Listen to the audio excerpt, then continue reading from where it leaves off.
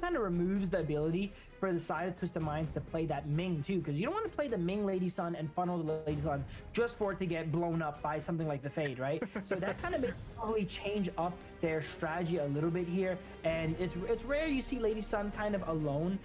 Recently, it's kind of really only picked with that strategy there, but now instead to be able to try and knock Fade off of some of these walls with that Cannon Blast. This has to be the most explosive draft from both teams, right? Because they can blow each other away. Absolutely here. We see early game here, a bit of rotation coming out from Hailang. I love his Yijing pick. Like, if there was like two heroes he's known for, I'd say it's the Sha and the Yijing, right? He plays these control utility mages so well here, and I'm getting ready to watch this master class in Yijing coming up. That's true. It's going to be a 2-on-2 here with the freeze come down, potential first blood, and they do get it. They fit it into Leffy as well. What a great start for the side of 9G Global. But Twisted Minds, they have their whole own plans as well. On the top side, they put a little bit more pressure to get the space right. It's not just about the kills, it's about the gold as well. The thing is, when you have so much crowd control off your team, it means everyone can convert off each other, right? You can go ahead and knock them up with the Diadea into the skill 2 from Princess Frost, and once you get hit by that Princess Frost skill 2, you're gonna be there for a while there, as Shanks was there until he got sent back to base. Yes, and within the first minute and a half, both junglers have hit level 4. They are the first one to hit that power spike. Let's see what they do with it. But I also have some information about Kling. Wow. This is actually his third role change in his career. So he was at the farm lane, and then they went on to the jungle, and now he's in the clash lane. So this guy, multifaceted. Yeah, he's not only clean on one role, he's clean on a lot of them here. As you can see, he's playing multiple roles here. And then next KMW, he's probably gonna go mid, you know? And with that, that was a nice catch by Clean as well. They get the shutdown onto Munia, and they will start contesting onto this Crimson buff. It is going to be secured by the side of Shred, stolen away, and Sick, even with his ultimate, did not manage to get that one. What's going on with Sick? He's getting robbed left, right, and center, man. And the nightmare is not stopping it in this game here. As Monkey rolls up and steals away that red buff there. He really tried to secure it, you know. Fade, we're mentioning, is really hard to secure against. But in that situation, they're able to just burst it down before he got his Jade down. But usually in these bigger objectives, once Sick encapsulates a objective with that Jade, no one else is allowed to deal damage to it, only him. So later on, if they have control of the objectives like we've seen in last game, they should secure all these objectives. Yes, and you know, bigger neutral objectives also have a larger window of space for you to be able to get the Jade mark down, right? So I think that's going to be very important. 90 Global, and then it really comes down to what kind of information do you have on Twisted Mind members?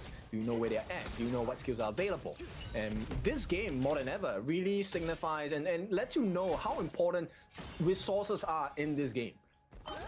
Look at that, lots of waves being fed into the Fade there as he uses his ultimate to clear out all those minions. We were mentioning Princess Frost doesn't need that much resources, right? So they're going to be giving away a lot of their resources over to the Fade there. And something similar is going to come out from the Yijing. They're both utility style mid laners, so both junglers kind of getting a little bit of a supercharge in their build. Yes, the funneling is super important, right? Because I think the win condition comes in two different forms here. The main win condition that 90 Global are hoping to work on is the objective securing by the Fade, played by Sick.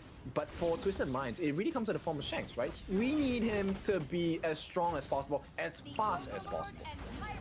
And they have a great pick composition too on top of that. They have the Dharma, they have the Cannon Blast from the Motsu, right? If they're able to land one long range kind of crowd control on someone, they can easily trap them in the box and get that pick off on the enemies. So they're going to try and look for that, right? And 9Z, knowing that, is going to go ahead and have to, you know, make sure they're always grouped up and don't get picked off by the side of Twisted. I mean, they understand, right? 90 Global, they know that they don't really have the strongest early game. Sick is pretty vulnerable at the start of the game as well. So they don't want to contest this. Leffy here gets stunned up, and Shank, oh, hang on, Dream Home on the backline. Leffy will use his Dragon Form, gets out to safety, but the T1 is at risk. Hang on, he re-dives into the middle and gets taken out for sure. No, he will survive. And with that, Twisted Minds, they don't get the kill, but they have done healthy amounts of damage on the T1 at the bottom.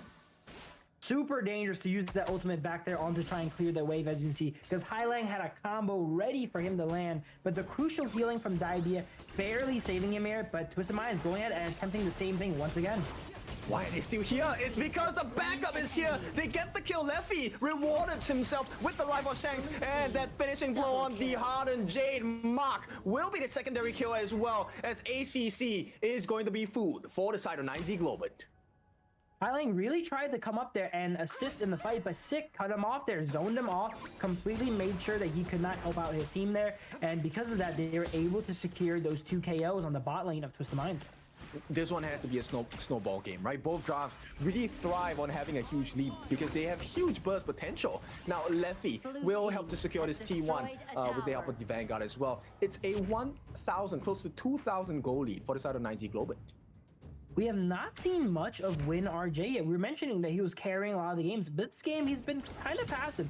Just, you know, farming up on the Charlotte here, though. We've seen game 1 clean on the Charlotte, was devastating, right? Jumping into all of these fights. But WinRJ kind of taking a little bit of a different approach here on the Charlotte, being a little bit more passive and kind of side laning a bit more instead of joining these fights as more of a diver. What? Why did Leffy use his ultimate there? That has to be a misclick of some sort here. So Twisted Minds, I think they're doing well to be able to hold on at the same time. Good response here, clean. This time you said, you know, he's not really diving too much. He gets the objective. As Twisted Minds, they're looking for a member, and that's going to be Moon. They committed the ultimates, but the flash was committed by Moon. So I think that's a worthy trade. I think Twisted Minds, seeing that that ultimate come out probably by mistake, tries to capitalize a little bit here, over-aggressing potentially here. As you see the Monkey Dream Roam in and the board comes out. Doesn't really catch much. Oh, barely caught the idea there. And he goes down for that. But, okay, I thought they were playing a little bit over-aggressive there, but they end up getting it, though. They have so much range with the Dream Roam and the board coming out from the side of Twisted Minds. They were able to catch one. That's true. I mean, at the end of the day, they get the T1. That's a great marker of success. So, couple say about really...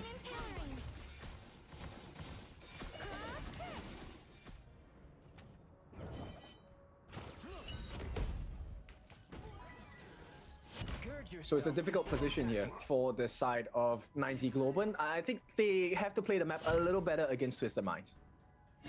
Absolutely. Princess Bros kind of just stuck, you know, playing as a wave clear bot, right? We see every wave mid, she goes ahead and summons that Winter there to clear it out. Interesting to note, she itemized were really early Splendor there, making sure that she does not get caught by something like that Dharma, right? And if she does, she has that stasis available to go ahead and not go down there. Just trying to maximize their utility by staying alive as much as possible, not focusing on damage. She knows that we have the Charlotte, we have the Long, the Fade for damage. My job here is just to provide as much crowd control as possible, and that means staying alive as long as possible.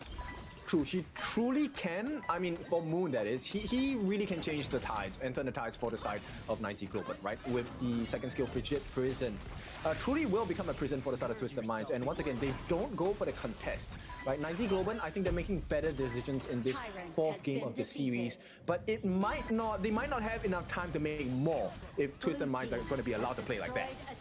They don't have the Gudo, but they're still sieging down these towers. Looking at the Motsu positioning to fire Cannon Blast behind the tower, making sure that 9Z is not able to defend as Shanks just blitzes down that tower. They're up 1 tower now here on the side of Twisted Minds, but they got 2 bottom high grounds, 2 bottom towers here, and they're up to the high ground now.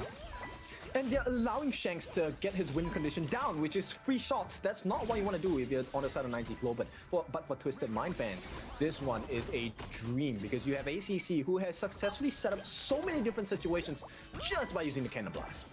Look at the gold here. Long is 3-0 and has the same exact gold as the 0-2 Lady Sun. That just shows that Shanks has been focusing on farming, not really worried about too many kills or fights here, and is able to keep himself in the game despite the 2 deaths. It's cool that you say that because you expected a 0-2 and 2 player would be much lesser in gold, right? So for him to actually up in gold now. Yeah, it's crazy. Yeah, so the Long has been, you know, playing for those kills, but not quite as diligent in the farming, as we can see here. It looks like as he's getting absolutely chased down by the Monkey. Dream roams in. Did they secure the Azure Golem? No, it looks like someone did. The Lady Sun actually gets the Azure Golem, I think. Yep, they were trying to force out the Leffy ultimate here. Did not find success, but they got a prize in the form of the Azure buff, right? And putting it on Shanks, not too bad of a job as they look for another re-engage. Clean here, as well as ACC. Just giving vision of the map for the side of Twisted Minds so they can make a better decision. And those Cannon Blasts really have been super irritating. Absolutely. Oh, here we go. A catch potential coming on the moon. Forced to burn that flash away. It looks like Twis is happy with that as they go ahead and back up. As Sick is trying to harass him a little bit. That's the cannon blast we're talking about, right? Fade's jump is really telegraphed. So ACC is able to position that cannon blast right where he's going there. And it's so disruptive against the Fade. They have to try for this now. Is there enough time? They're going in for the steal potential. Steal maybe? No, secure by the side of Twisted Minds. And it's just going to be the start of a great fight. If they can get the stun onto Leffy, it'll be great. But he does use his Infinite Fastest, goes into dragon form, makes it out. So Twisted Minds, they win big with this one. Not the biggest, but it's still a win. Sick using the ultimate to hop off the wall, but it couldn't quite connect with the Tyrant there, and he put the mark on him there, unfortunately, and therefore he was not able to get that secure here. It seems like objective control in the sense of secures is not on the side of 9ZG. We're seeing them constantly come up short when it comes to securing these objectives. Yep, Clean with the flash, did not find the marker, and the turnaround is coming, but the Radiant saved the day so far. The knockup unavailable on the side of 9Z Globan, and somehow Twisted Minds, they escape scot-free with that one. While all this is happening, 9Z is up in gold, I think, relatively all game, right? They're not able to get these objectives, as you mentioned earlier, but at least they're able to trade the Overlord on the other side. Again, this is kind of similar to Game 2. Twisted Minds, they're actually down gold, but they're up in towers, not anymore. So now once 9Z gets those towers, you're going to see their gold lead go ahead and propel up. We've seen this situation before. Once again, Clean is looking for an opening. He does have the Truth Mantra. And Twisted Minds, they're grouped up. They're preparing for a fight. So 90 Globan needs to be really careful. Not sure whether they know this or not. Yeah, we also haven't seen much action from the Fade. He's kind of playing more supportive role, going ahead and taking out objectives instead of fighting. Last time we saw him play the Fade, I think it was against BDK, and there was a lot more kills going down. This just goes to show it's a little bit harder to pilot something like the Fade here against these higher tier teams. For sure. And Shanks has been getting a lot of free hit. Blue team has destroyed a tower.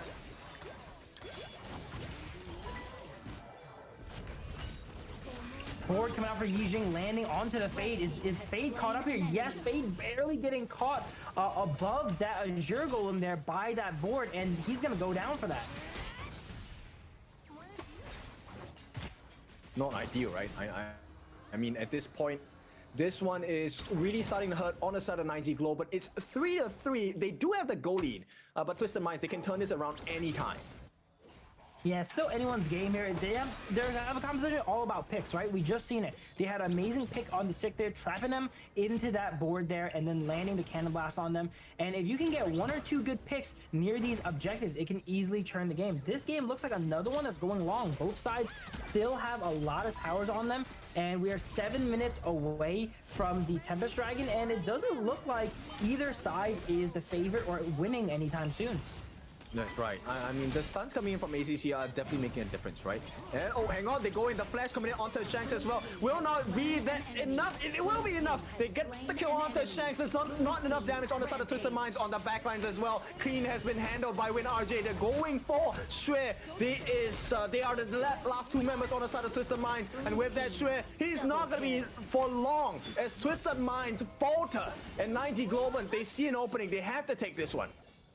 This is the opening we're talking about here, right? They're gonna go ahead and at least take a high ground tower here. There's no way Clean is gonna be able to hold. This might be game, actually, depending on how they set up this push. It looks to be game. We have Shanks coming up here in 5 seconds here, but they have a minion wave going in. Dharma needs to do a good job of taking this minion wave out.